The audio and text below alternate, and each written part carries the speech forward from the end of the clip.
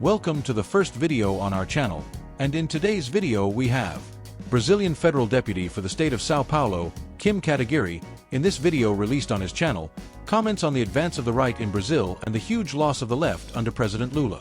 Kim, one of the leaders of the Free Brazil movement, highlights the achievements of his candidates. Let's follow along, and soon after our commentators will share their opinions. Primeiro, quero falar de Movimento Brasil Livre. Nós elegemos aí diversos candidatos. Eu estou aqui com a lista para falar para vocês. Pela primeira vez, temos uma vice-prefeita, a Juliana, da cidade de Meridiano, que venceu as eleições, fez um trabalho brilhante na cidade. Aliás, foi a cidade que proporcionalmente eu mais fui votado em 2022, graças ao trabalho da Juliana, e agora ela está tendo o reconhecimento de todo esse trabalho ao longo dos anos como vereadora, vencendo as eleições para vice-prefeito. Tivemos aqui no interior de São Paulo grandes vitórias com o Bruno Zancheta, eu sempre falo Zanqueta, mas é o Bruno Zancheta, na cidade de São Carlos, o Ítalo na cidade de Sorocaba, um quadro histórico aí do Movimento Brasil Livre, está há muitos anos e foi o segundo mais votado na cidade, né? Teve mais de 10 mil votos, salvo engano. A Luana, que é um quadro novo do Movimento Brasil Livre em Minas Gerais, venceu na cidade de Chapada Gaúcha, sua primeira eleição e já vencendo com uma votação expressiva. E vamos falar da nossa expansão para o Nordeste, né? Pela primeira vez o MBL tem candidatos eleitos no Nordeste do país e nas capitais do Nordeste. Faustino, né, em Natal, teve uma grande vitória numa eleição muito difícil, com muita compra de voto, com muito voto de máquina. Ainda assim ele conseguiu ter um voto ideológico numa campanha enxuta, numa campanha barata, né? Uma vitória num estado em que você tem diversos prefeitos, vereadores, petistas. Ele consegue ainda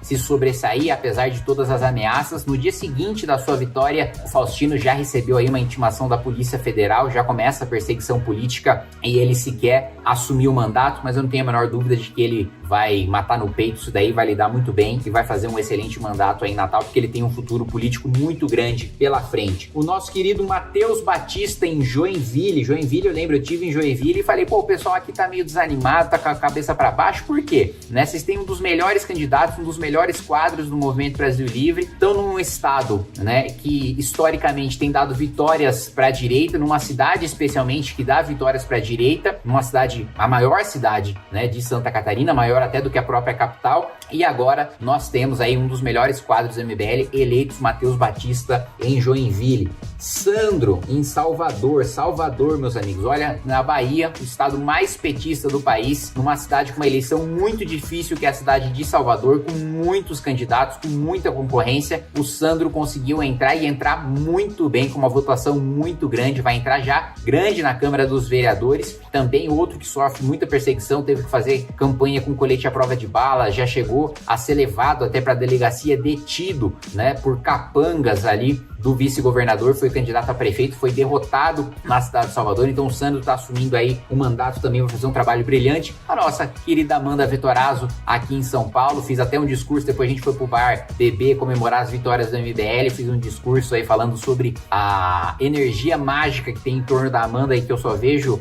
ao redor dos protagonistas de anime. Quem quiser assistir esse discurso, eu deixei aí no meu Instagram. Nosso querido Russo que trabalhou no meu gabinete, fez assessoria de imprensa para a coordenação nacional do Movimento Brasil Livre, venceu a candidatura para vereador em Pouso Alegre, com uma campanha também brilhante. Bétega, em Curitiba, também teve uma grande vitória. O maior evento de campanha dessas eleições que eu tive presente foi o do João Bétega em Curitiba, não à toa ele teve uma votação tão grande. Outro quadro excelente do Movimento Brasil Livre, que não tenho dúvida que tem um grande futuro aí no estado do Paraná, tendo essa vitória muito grande em Curitiba. O Bétega, que tinha perdido as eleições em 2022, ficou por pouco, não entrou por deputado estadual, por causa do partido que não fez a cadeira. Dessa vez ele conseguiu ter uma votação, o partido fez cadeira, que ele próprio fez a sua cadeira, não dependeu de ninguém. Então foi uma eleição muito boa, uma vitória muito legal pra gente comemorar. Nosso querido Pedro Duarte, no Rio de Janeiro, também fez uma campanha muito arrumada, muito organizada, das campanhas mais organizadas e bem estruturadas que eu vi no Brasil inteiro. Um quadro técnico que fez um mandato de excelência, que agora, sem dúvida nenhuma, entra com muito mais força no Rio de Janeiro para continuar o seu trabalho.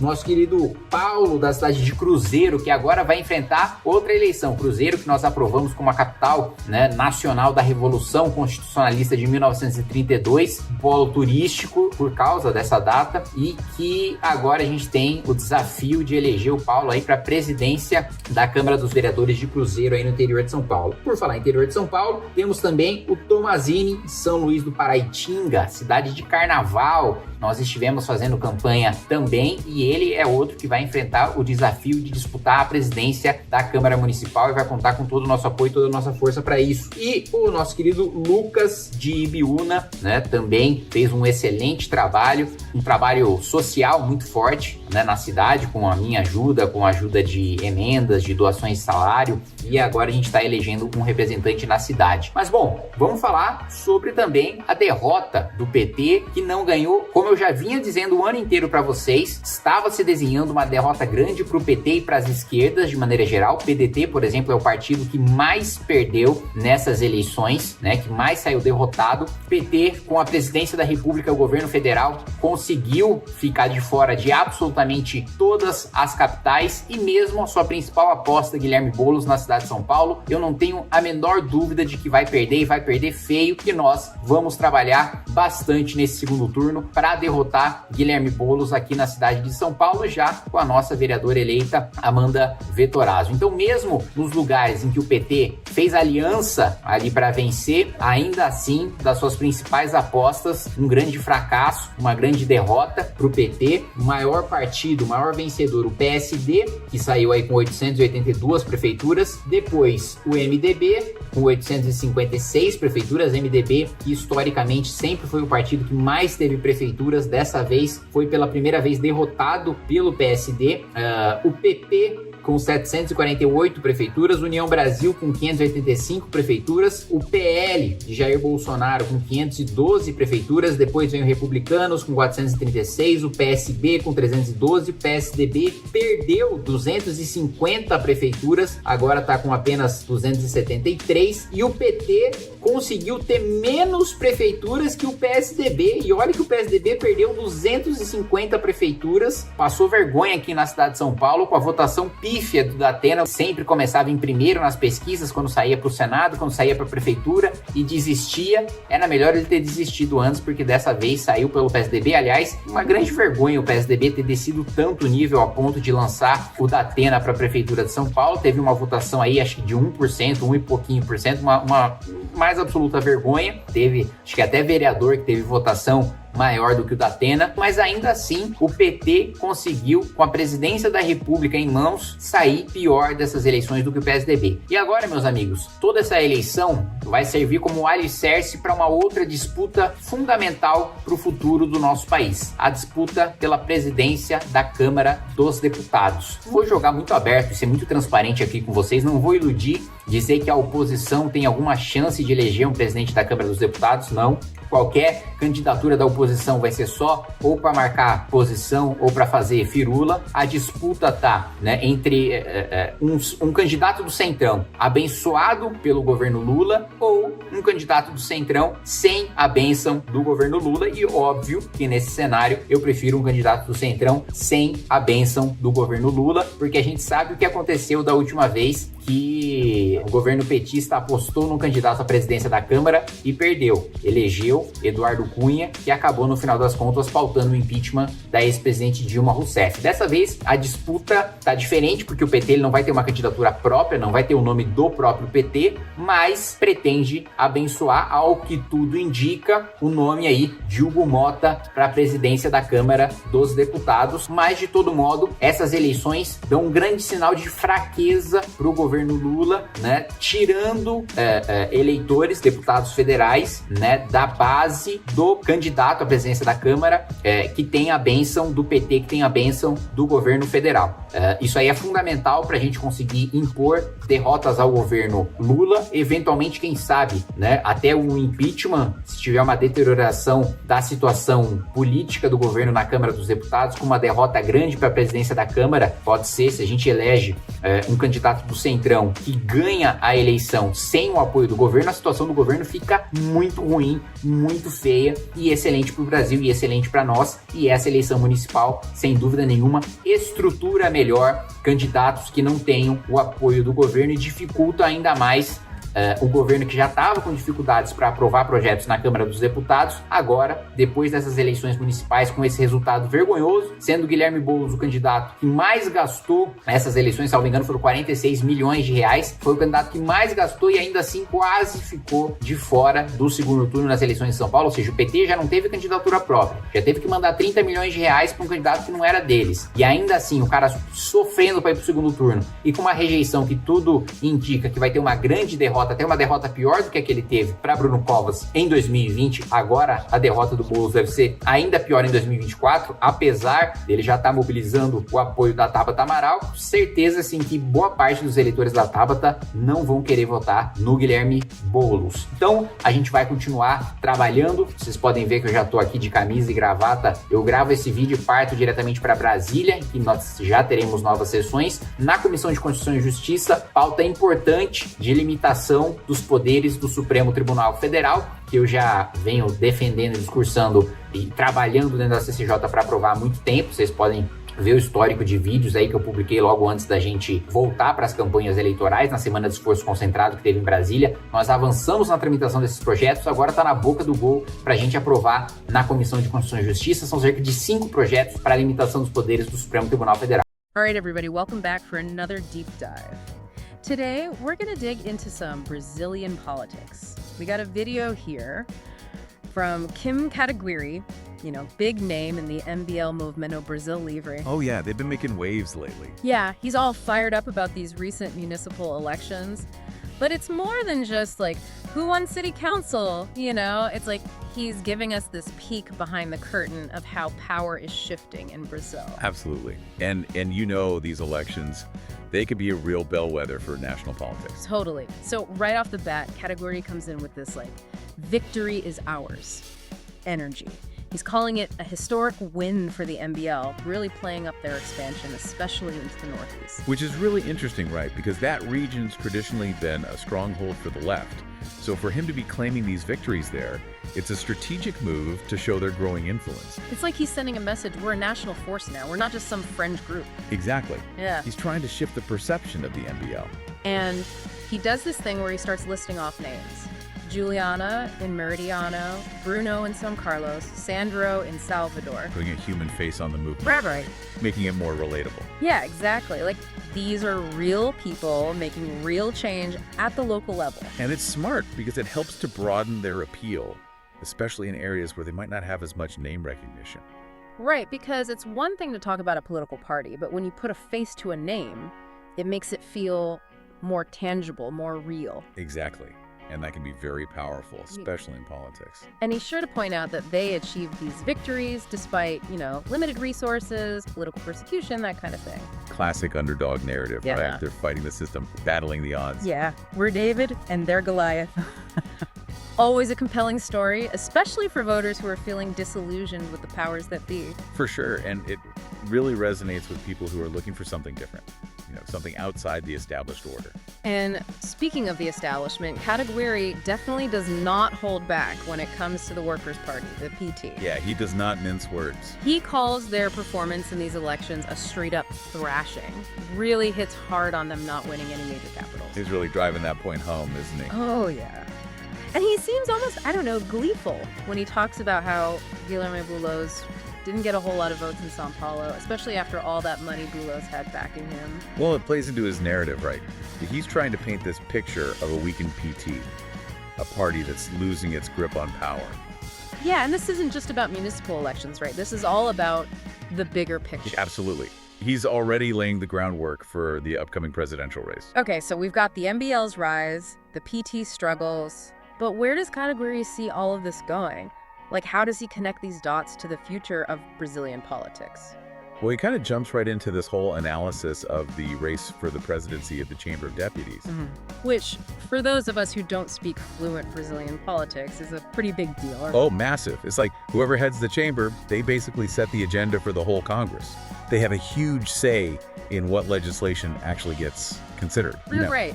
Right. So Cataguiri's definitely not talking small potatoes here. Nope.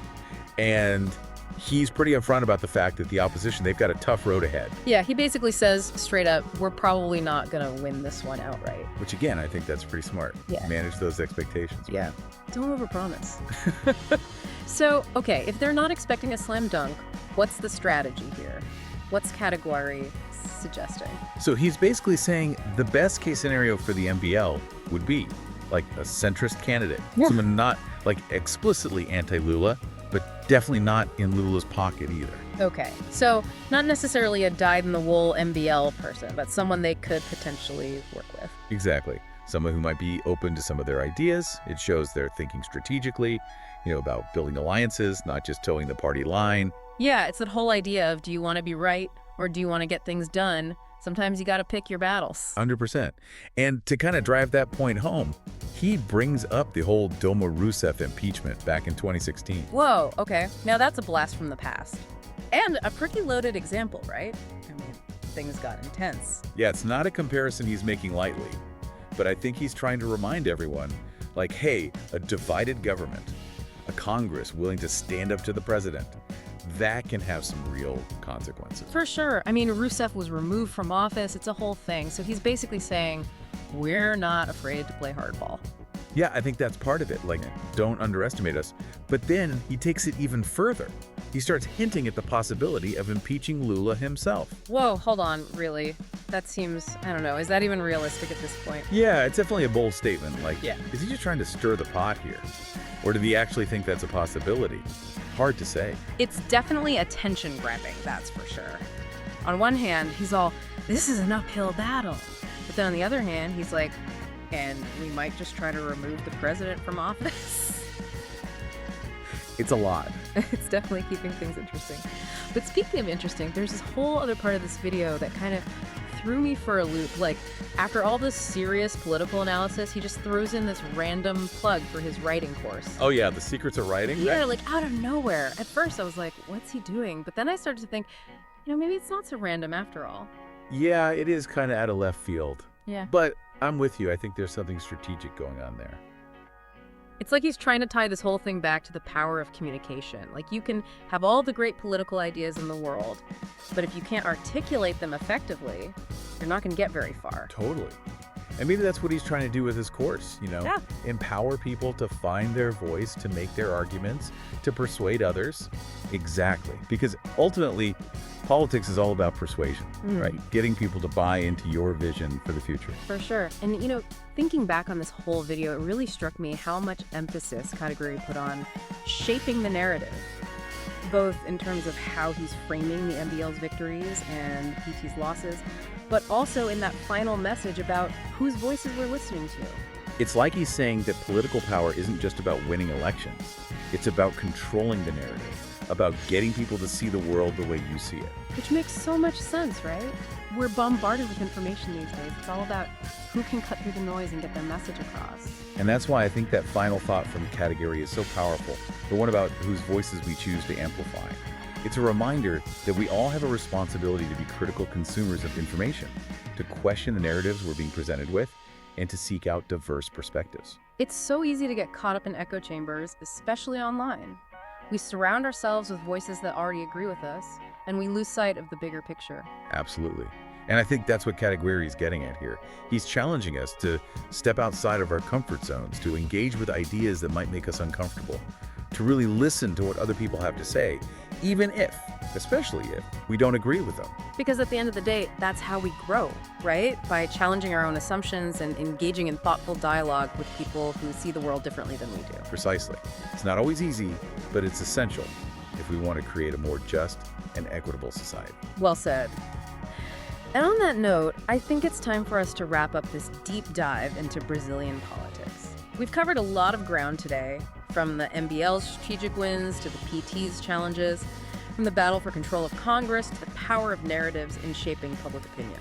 It's been a fascinating conversation, and I think it highlights just how much is at stake in Brazilian politics right now. Absolutely. As always, we want to thank you, our listeners, for joining us on this journey. And we'll leave you with this final thought from Kim Kataguiri. Whose voices are you listening to? And how can you use your own voice to contribute to a more informed and engaged society?